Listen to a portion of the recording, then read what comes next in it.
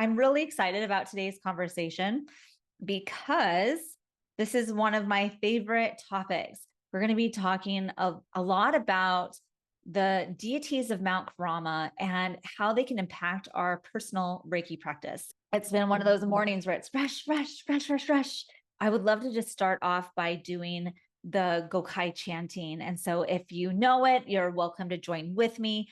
This is a really great centering practice. And so I want to show it to you. This is something I do on a daily. This is part of my daily practice. And it's one of the few things that Isui said to do every single morning and evening. Bring your hands to prayer pose and chant these words, pray with these words.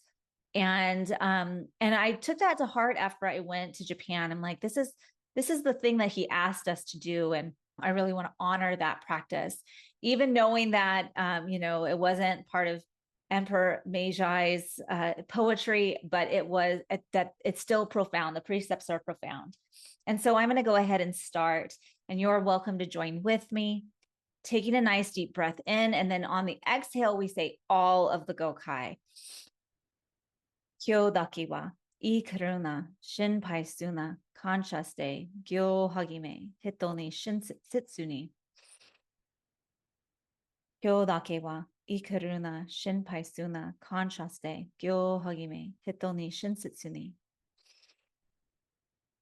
Kyo dake wa I karuna shinpai suna kanchaste gyo hagime hito ni shinsitsu ni.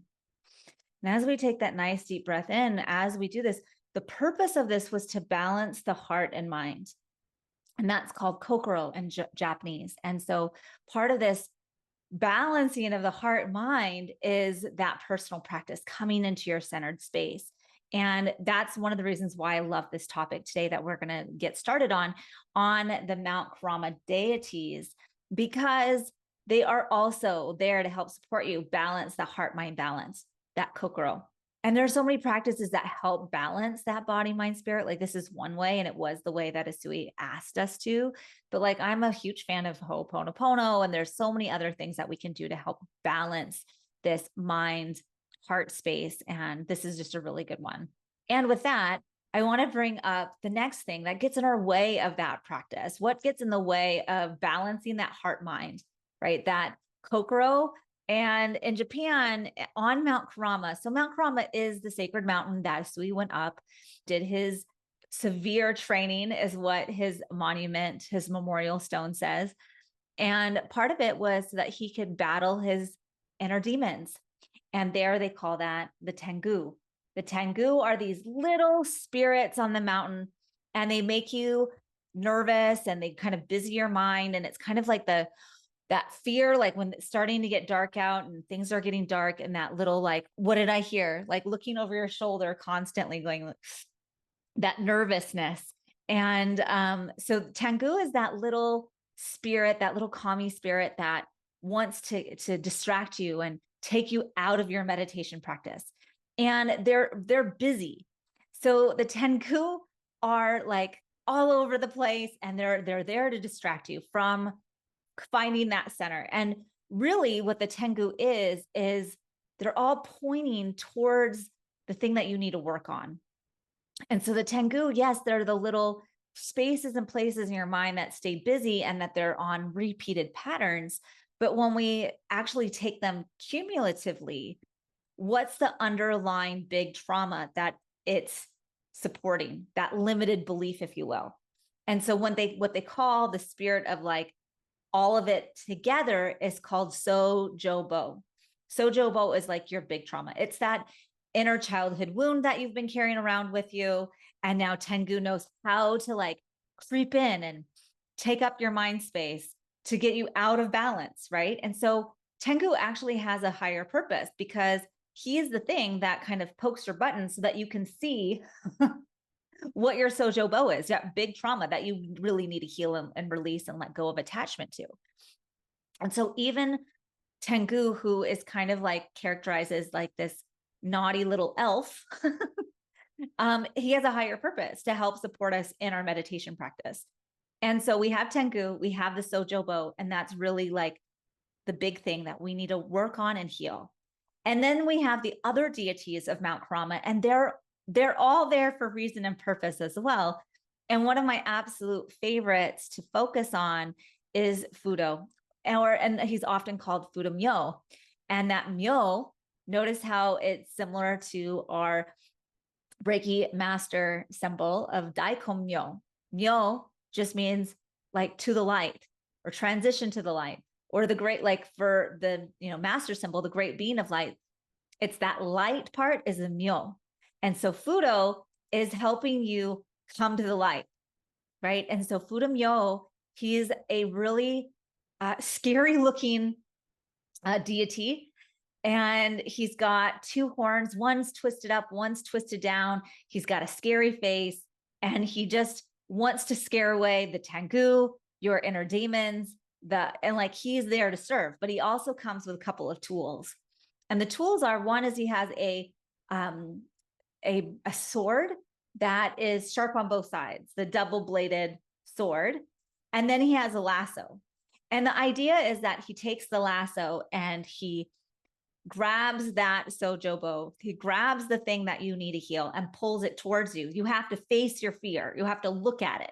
He is scary. Like he himself is a scary guy, right? And so he pulls it in so that he could take the sword and cut it away, so that you no longer have attachment to the thing that you most fear. And so even though he's like this really intense deity, he has this big glowing fire around him, he's scary to look at, but it's really to help scare off all of the things that are hindering you from your practice, right? So for you to find your enlightenment, we have to do this deeper work. And so when you're in the vibrational energy of, I need to release, I need to let go, he's the guy.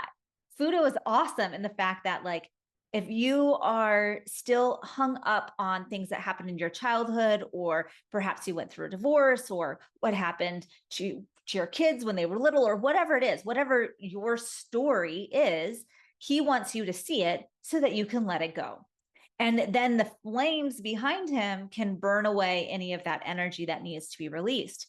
So it's often shown that he's got these little tweeter birds all over, and that can be similar to the Tengu that like distract you. And then he just is inviting you to let it go to the fire, take all of it and give it to the fire.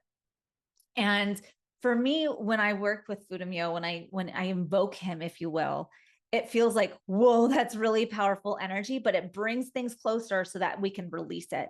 And if that's where you are in your healing journey, that's where you are in your healing journey. And like, you can take advantage of the power that he holds, right? So it's very different from like being centered, being the Buddha, like identifying, invoking, being one with the Buddha energy, which is completely peaceful.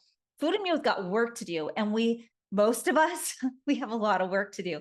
So Fudo is really a good deity to invoke, to call upon, to help support you as you're releasing those attachments, right? So from a Buddhist perspective, all of the stories that we hold are very much a part of our suffering, right? And so Fudo Myo is really like, let's cut away the suffering so that you can move on, right? Like we need to let it go so that we can move on, to bring it to the fire so that you can keep moving on. So he's a part of the process. And I find that really comforting. Like I love the way the deities are kind of like set up like a staircase. Like if you're here at this vibrational level, if you're here working on all of your traumas, your triggers, Fudo Myo is your guy. Like he's going to help you bring that into the light. So he's got his own his own little sacred space temple up on Mount Kurama, and it's very peaceful. And I love that. Like there's this water fountain that there's no ripples in the water. It's in perfect flow. When I was there was someone doing ceremony there. And so I wasn't able to spend very much time, but like the space around it was just amazing. And it's kind of down, like you have to go up over the top of Kurama where the main temple is, and then down a trail. And then you have Fudo Myo's temple. And so he's there, he's present, right? And he's definitely like protecting everything that wants to come up the mountain. So he kind of hangs out with Bishmontan. Bishmontan is another deity of Mount Kurama, and he's kind of the protector of any invaders from the north. So he's really allowing, like, having this protective energy so that things don't come up the mountain. And Bishmontan is thought to be from the sun, from Venus energy, and he's also kind of like this raw, really strong presence energy. So you have Bishmontan, and you can find these deities not only in the main temple, but also in the basement. So the basement of Mount Kurama's main temple is such a sacred space. And we had Inamoto, Hakotan Inamoto brought us to the basement, and there you go in and it's very dark and it almost feels a little claustrophobic because there's these jars lining the walls everywhere. There's these little jars. And so apparently you can buy a jar and place a trinket of your hair or fingernails or something there to kind of leave your essence there so that the deities can like pray for you. And so it costs a lot of money to have a jar like placed in the temple basement. So it's kind of like, ooh, this is kind of auspicious energy down there. It's really intense to be lines and lines of these jars. And then you have this room with the 3 deities. And so you have Bishmontan, you have Kanan, and you have Mao Sen. And so these are the 3 deities of like the primary deities of Mount Kurama.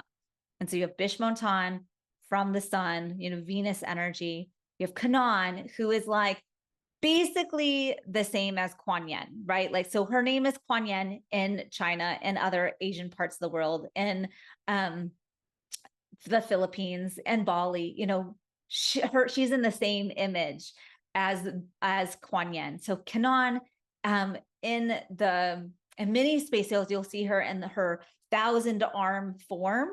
And then she also has a form where she's just holding a vessel of water, like a pitcher of water, and she's pouring it out. And she's like the sacred mother. She is the divine mother. She is that compassionate heart. She is the mother of mercy.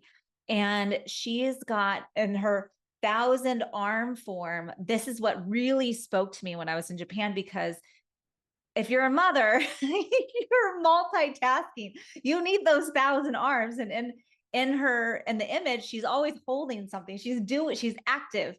But there's also a hands at her center in Gasho, and her gaze is dropped to her prayer pose, and her attention is here. It's not to all of the things that she has going on, her multitasking, her multi-arms.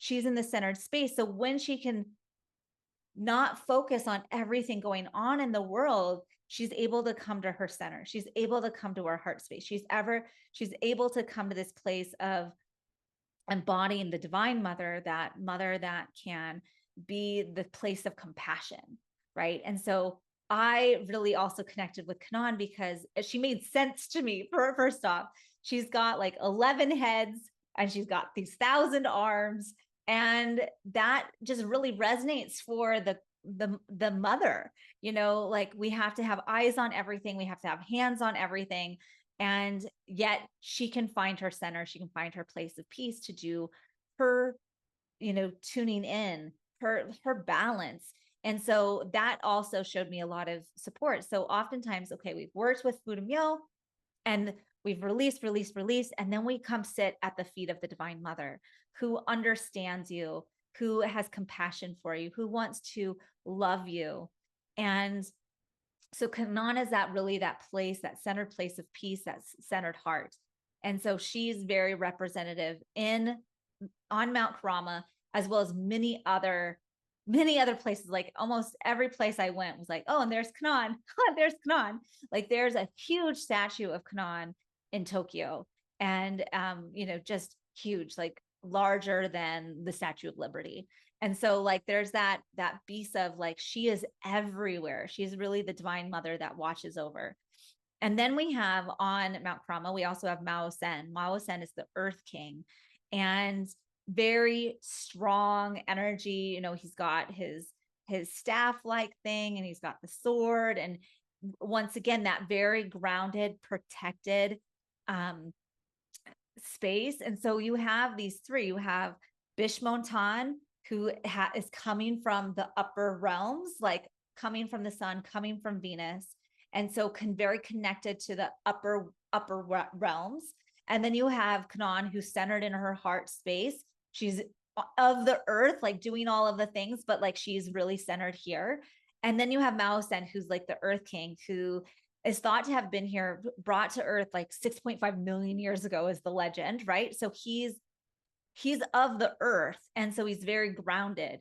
And so noticing what you need, notice in how too, that we have these 3 energy centers in the body, according to the triple diamond system, according to Sui Reiki Rojo lineage. And we have these 3 deities. We have Bishmotan, who's connected to the sun, our upper chakras, our upper triple diamond. You have the center, that heart space, Kanan, and then you have Mao Sen, that earth king, who is that grounded life force energy, right? And so the idea is that when these 3 deities come together and they merge, then you have Santen. And it's like it feels very familiar to the Trinity. Like when all 3 are together, then you have this bigger energetic presence. And there is no image for Santen. Santen is everything. It's all, right? And so I love that play of like understanding there's no image for Santen. You can have an image for Bishmotan and Kanan and Mao Sen, but you're not going to see an image for Santen. And then we have the Amitabha Buddha, or the Dayanorchi Buddha, or the medicine Buddha. Like you have these Buddhas and you see them. And so now we're working our way through. You have Fuda Myo, we're released, we're letting go, we're getting rid of the things that have held us back and kept us kind of stuck. You have the Tengu, who's kind of working the same thing. They are like literally your monkey mind space of trying to get you to be fearful. And so you release, and then you're able to approach the deities of Mount Kurama, these 3 divine figures who, Kanan is very a Boshiva, and like they're in the transition. So we're making our way up the staircase, right? So the 3 main deities are the ones that you're working with to transition from like dealing with your stuff to being in an enlightened place, right? It's the staircase of how we get there, right? And so then once we have worked our way through these levels, then you're able to sit with the cosmic Buddha and recognize that I am the cosmic Buddha, that we're all the same energy, that all of this from Fuda Myo to Kanan, they're a reflection of me, because separation is an illusion. This is the epitome of your crown chakra, if you will, of going, there is no separation. All of this is an illusion. I am all of this energy. I am the Buddha. I am Kanan. I am Fuda Myo. And so you're resonating with that energy of like, I can be all of it. I am all of it because I'm here now. And so noticing when you're in that sacred space of going, I can release everything. I can come to a place of stillness in my mind and just be here now. And so as I was in Japan and I was working through these processes, I was first introduced to Fuda Myo, then I was introduced to Tengu, and then the 3 deities of Mount Kurama. And then you have Buddha just in all of the temples. And you see oftentimes that you have Buddha and you also have Fuda Myo and you also have Kanan and you also have these other deities. And so it's so that when you go in the temple, you can identify with wherever you are at. There's no judgment if you are not at the place to be working with the cosmic Buddha. If you still are identifying with your story, your trauma, your attachments, and your suffering, that's okay. We have a deity for you, And so I love that there's this, when you come into temple, like you can't take photos of inside. So, if you've ever been like, were you really there, Christine? It's because they don't allow it. They have people on guard watching to make sure there's no photography, because it's the idea of, if I take a picture of the deity, the Buddha on the temple, I'm stealing their energy and it's placed into the camera. It's being captured and spread out somewhere else. And so these are very sacred sites.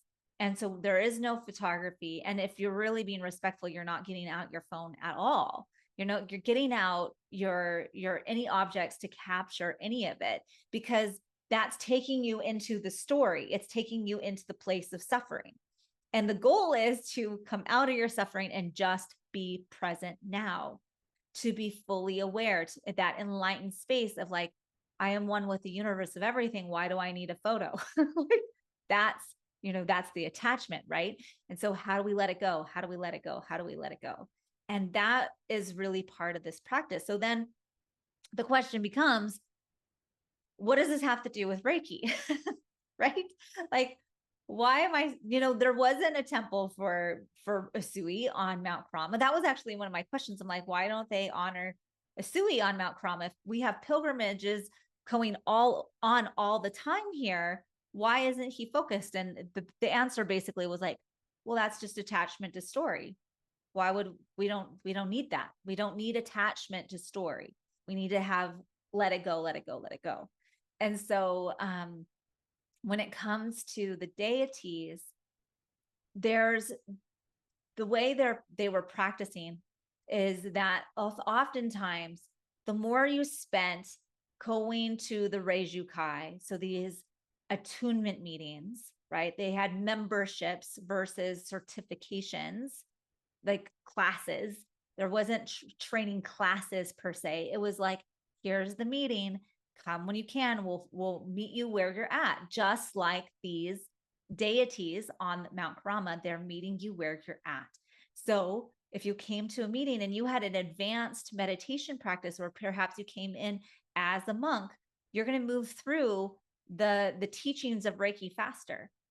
And on the other hand, if you were a beginner, you would stay at the lower levels and just watch and practice, meditate, chant the Gokai, chant the Wake poetry, which is like the emperor's poetry that was included at every single meeting. It was like, come to this balance. Let's work on your kokoro. Let's help clear the mind. And as you did that, then you were able to progress.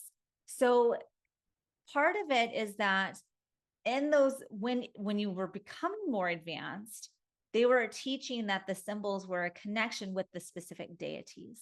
And that Seheiki, for example, our middle space, was very much connected with Kannon or one of the Buddhas, and that you could practice utilizing the symbol to bring in their energy, bring in their power through the symbol. And so it was chanting the symbols, recognizing that the symbols were connected to the deities and that you were bringing in their power now. And so that's kind of your quick overview of the Mount Kurama deities. I would love now to kind of just first, before I get there, I want to let you know that if you're loving these conversations, we've been doing a lot of like very traditional teachings and education. And we've got our podcast right now is really focusing on that. So if you're loving this and you want to know, like, how do you know when it's time to go deeper? How do you know when to really start opening yourself up to learning more of these mystery teachings? Know that I'm going to be teaching a Reiki Masters teacher training called Reiki Fusion. And it's because, yes, I totally geek out on this stuff. I love the traditional. And I also recognize that I live in a modern day world. I can utilize these entities, these deities, to help me and my students kind of progress at their own timeline. And I'm also very much one to be like, and we're going to throw out the rule book and we're going to listen to our hands. Where does the Reiki want to be today?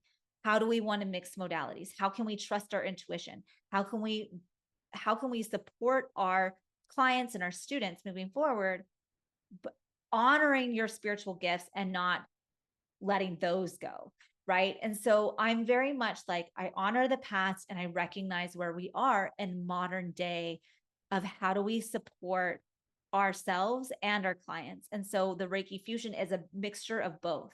It's a mixture of like, yes, I want to honor the past. I want to honor the history, the best available information that we have.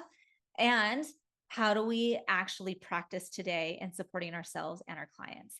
And that may or may not include mixing modalities, or like I'm a huge, like, as everyone I'm assuming who's listening is like aware, like I primarily teach shamanic Reiki. It's not And that's like my jam. That's where I'm most comfortable, and probably why I'm so connected with Fudamyo. Like, that's my job. I feel like was born in this position to really help people take that lasso, pull their trauma forward, and then go, I no longer want it controlling me or triggering me every time I get into these situations.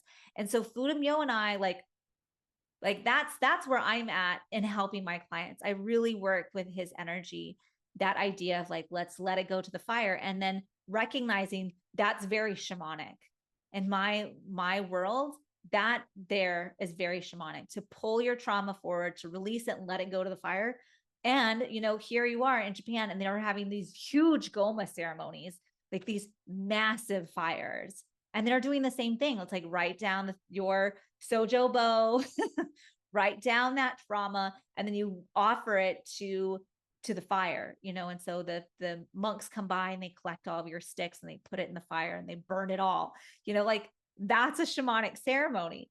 And so I really I love the fusion of knowing some of these traditional and sacred spaces on Mount Kurama around Japan, and how do I have it influence my modern day common practice, meeting people where they're at, where most of my students, they're not ready to go sit and meditate in silence with the Buddha for hours on end. I mean, that's pretty, you would have to have a really extensive meditation practice to be able to do that. And we'll get there, but I'm in the Fudamyo energy for the most part. And so I'm offering this Reiki fusion master teacher trainer to kind of bring those both worlds together. And it's very common for us to have people who are level 2 ready for their masters, and the Reiki master who's been doing it for 5, 10, 15 years that are like, ooh, I want this because it's supplemental. It's bringing in all of this historical pieces that are just now coming to the surface. It's bringing in the deities. It's bringing in these secret mysteries that were kind of imbued back in the day that are just now kind of coming to light. So if this is something that you're interested, please reach out to me.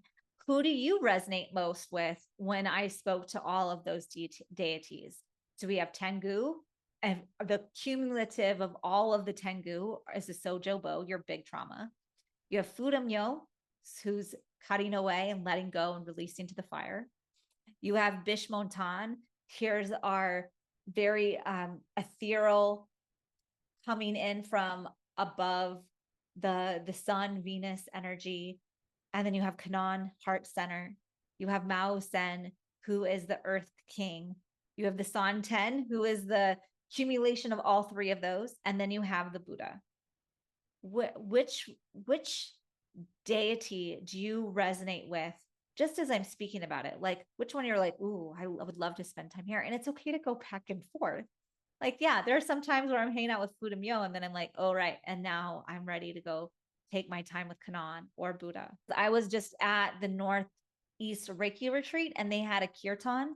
And so here they are, basically praying to Ganesh and Shiva and Kali. And I'm just going, wouldn't it be cool? We had a kirtan with the Buddhist deities to teach people about who they are, right? And so I just find it interesting that kirtan is a really great example of what deity yoga is.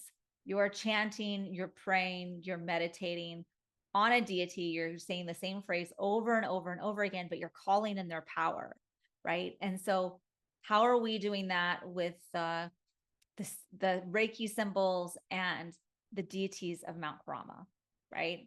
That would be so cool. So the person who was putting on the kirtan, I was like, you should really study this so that you can make up songs about these deities. Like, I want a song about how Bishmuntan came from Venus. Like, that sounds really interesting to me. When you get to Kurama, you take the train, you get off the train, and then you have to walk a ways, and then you can get on a gondola to go closer to the top, not to the top. There's lots of walking uphill in Japan. Like, it's always like, of course the temple's got to be on top of the mountain, which is like, makes sense. Here we are.